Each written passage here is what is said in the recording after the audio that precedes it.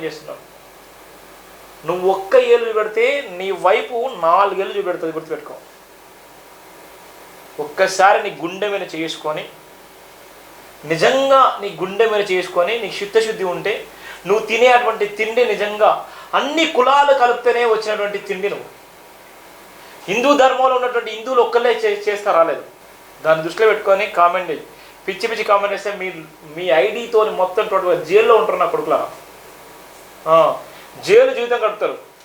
మీరు ఎవడు విన్నో మాట్లాడుకొని ఉంటే, ఎవరిపైనో మాట్లాడేటువంటి ప్రయత్నం చేస్తే జైలు జీవితం గడుపుతారు. ముందే చెప్తున్నావు.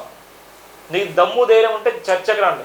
ఇష్టానుసారంగా పిచ్చి పిచ్చి కామెంట్ చేస్తాము, క్రైస్తవ జోలికి పోతాం అంటే తోలు పగిలిపోతుంది. అర్థమైందా? నిజంగా అయ్యవ్వకే పుట్టుంటే నిజంగా గట్టి కామెంట్ చేయండి, దమ్మున్న కామెంట్ చేయండి. ఇష్టానుసారంగా మాట్లాడుకో కొడుకులారా, తోలు ఇస్తా.